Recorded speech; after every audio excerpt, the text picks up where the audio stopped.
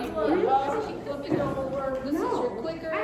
Thank you. So remember, you've got 7 minutes. Can I have more time? Because I just think we're like Okay. I'm the only presentation. I know, but we gotta be fair to everyone else. I feel like I'm Everyone special. else had the same amount of time. Can we do a class vote? I don't know. I also went over. So you guys have. Look, everybody like, well, actually. You also have so much more. So Yes. 2 more minutes. Sam, pass me the popcorn now. Yeah. Yes. Yeah, pass on. Do y'all want to bring y'all some cookies? Wow. Cookies? This is great. Yeah, you can't go. So today I'll be presenting BC Box, which is my special occasion brand. I started this brand in June of 2020, but throughout my college career, I've noticed that my brand has been more of a passion project than a business. I thought the entire time I was running a business, but I was really just running off of hopes and dreams. But I am coming into my senior year, and I plan to upgrade and update my brand. So just to give you guys a little bit of a timeline of how we started. We started in June of 2020, COVID, at home board. I started bringing back old hobbies, and I was selling masks, and then from there, I was like, okay, well, I can start a business. And I launched my first collection with swimsuits. I did not know how to sew at all. I just knew how to make like doll clothes when I was really young, and kind of just came up with stuff, and I came up with that. And then later on, as I started promoting myself on Instagram, a lot of people started asking me to make things, and I made my first birthday dress, which is her in a corner. And this dress it did really well in Dallas. A lot of girls was asking for it for birthday, and this was like I finally made a piece that I felt connected to. I feel like with dresses, when you put a woman in a dress and just seeing her change and smile, it's everything to me. And I've also tried to go into like ready to wear, and then throughout my business, again, elevating, I went into, this is my first prom dress and my first prom season, and I did really well. And yeah, so what we're gonna talk about today is where we are now and where we plan to go. So again, I've been running this as a passion project, but with me being an entrepreneurship major, I've really been able to tap into the business side of things. And so I wanted to start off talking about the market for women's special occasion wear, which is the market that I'm in. But the overall market being $2 billion, the SAM being, $200 billion, the SAM being $2 billion. And the sum is very realistic but conservative at the same time, because the AOV I have at $440, but it could range to like $700 for my average order value of like what people like, the average amount that people pay for me. And yeah. So the problem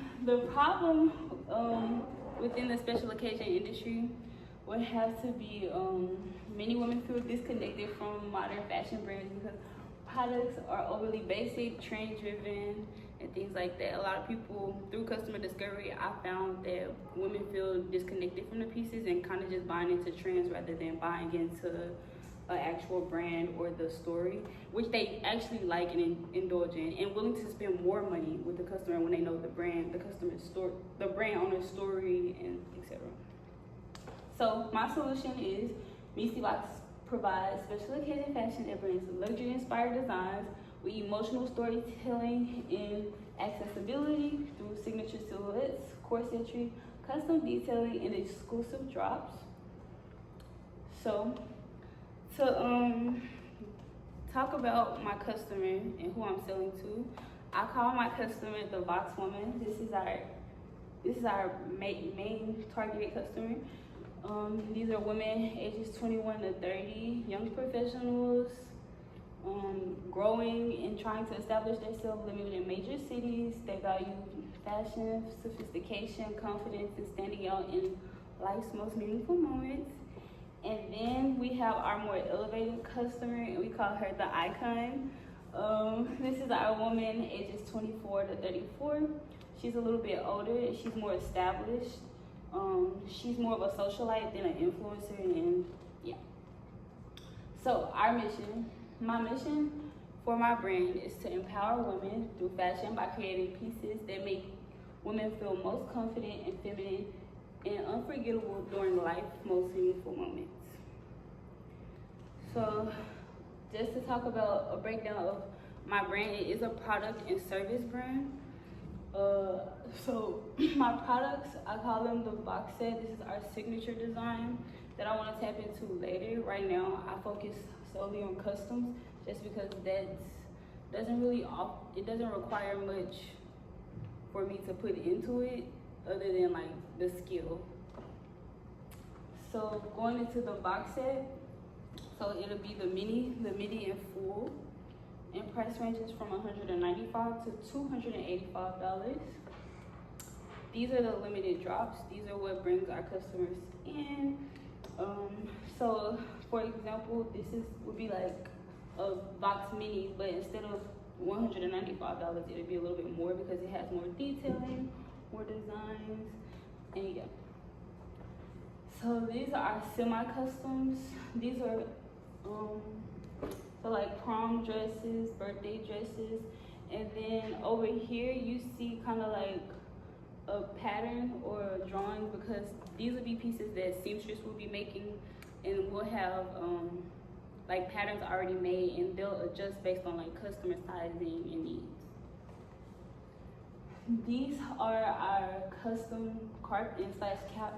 These are the $5,000 plus looks, and we really want to tap into this area within the next few years. And I know that I'm going to be capable and able to, just because of like with me just now starting back to get into my business and like already being able to reach like more celebrities, and I've already had a look go onto a carpet. It was a reporter, but we get that thing. We climbing. Now, as far as our pricing structure, so the box set, the cost of goods, it has like around a 54% markup. The cost of goods being $100 and they're retailing for $220, and this is the mini. And then the custom, I have variables because it varies based on like bill of materials and how much it costs. And then it also varies on how many hours it takes us to make it, and we'll multiply that by 50 to get our total for the service fee. So competitive landscape. So the biggest thing, again, most of our competitors are brands like House of CB, Miss Circle, Oh Polly, Baby Boo. These are just brands that we found that most of our customers shop when they're looking for like special occasion. But the only thing about them is they don't have much brand story other than like we have these cute pieces that you can buy. And that's what makes Missy Box different. I don't know if this is gonna play, but I don't think it's gonna play because it's a PDF, but this is a video of me in June of 2020 when I launched my brand for the first time. And the significant thing about this video is in this video, I'm holding up a board and I'm kind of just like, y'all don't know what I'm doing, but I'm gonna start this business and I'm just gonna do some things. And yeah, I'm recording because I'm pretty sure I'm gonna be famous and everybody gonna know. So that's the great thing about our story, because you see this girl, but she turned into this girl. And that's the key differentiator about our brand.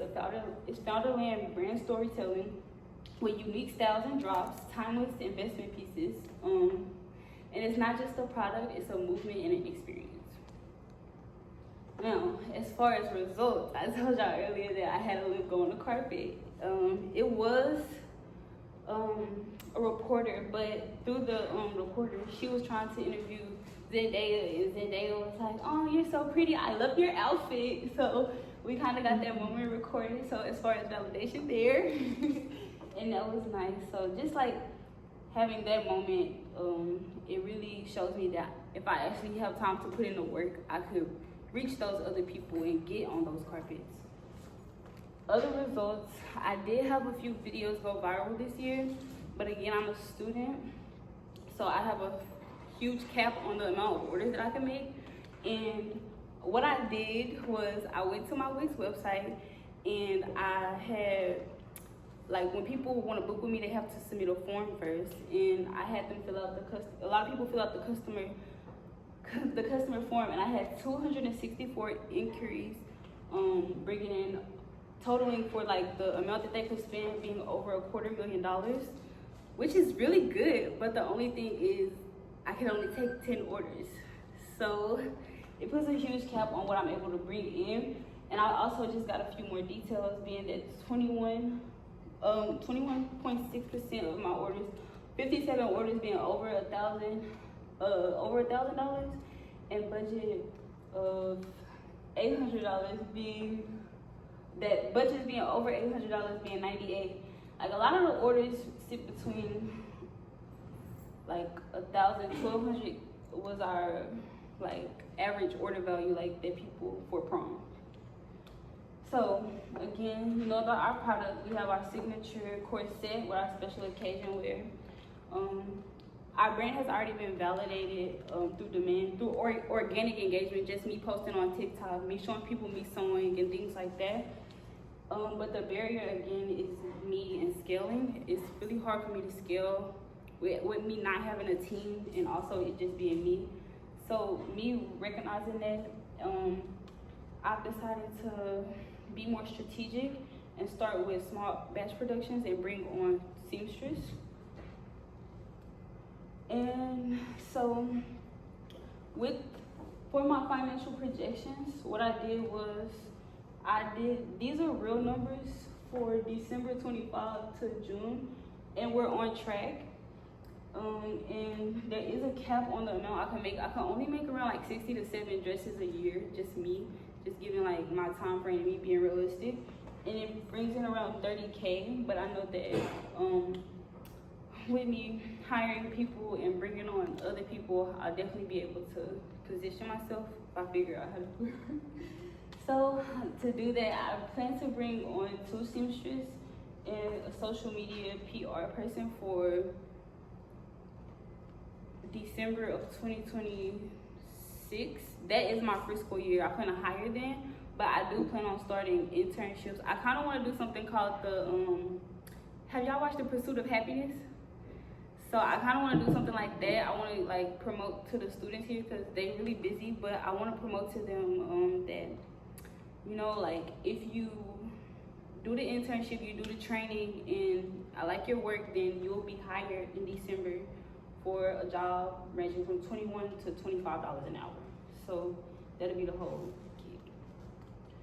And then with this and knowing all of this, we kind of highlighted some things we wanted to focus on in our business model canvas, being like focusing on just more positioning, because positioning is very important. And if we want to bring on a team, we do realize that we do have to bring our numbers up, which we are able to do. We're just doing more branding and packaging just to elevate our customers just a little bit more. And then also focusing on production partners. We do have very, very, very good fabric partners and trim partners, but we do need more like labor partnerships, like with the local seamstress in the garment district as well. And then financial projections by 2028, if moving slowly and conservatively, I'll be at 100K a year. But if things go it's like I would say it's very possible for me to make $1 million by 2028 if I can find the right team. And yeah, thank you. So does anyone have any comments or questions for Denicia? Yeah. Right. No? Okay. Go ahead. Oh, you do? Yeah, I was just gonna ask about the process of making a dress. If it takes the amount of time that it would take you to make 30,000 worth of merchandise, if you're gonna scale, wouldn't it have to be a higher quantity of merchandise that you give your seamstress to make sure that you pay them well, but also make money for yourself? Yes. So the structure of the business for customs, it kind of goes, which is where majority of the money comes from. It kind of goes order then labor. So it couldn't be purchase merchandise and then, unless I was to like have like pre-made dresses for people to buy. But I haven't really had much success with pre-made prom dresses. I would have to figure out how to market that because a lot of people like to buy into the custom experience when they're shopping with me. Yeah. So yeah. Okay. Okay, so, so I think Sam actually hit on the major question for this type of business, of course, is scaling. And you have to figure out if you're gonna scale, and I think you started it by having a structure for some, like, we call it prefab Yeah. dresses, Ready to right? wear, yeah. That you can hire seamstresses to kind of finish the product, that Yeah. it doesn't take a lot of creative energy. Once you instruct them, they can finish the product and then ship it out. That's one way to scale. The other way to scale is to have more intensive training Yeah. of individuals that you bring on. That is actually the Hermes strategy. To work for Hermes and to be an artisan for Hermes, you need to go to school, and they have schools in France for that. That's a more intense strategy, of course, and certainly requires more capital investment, but even a company like Hermes started as a saddle maker. So they started small initially, although it was like over 100 years ago. But that's what you have to figure out what works for your brand. Yeah.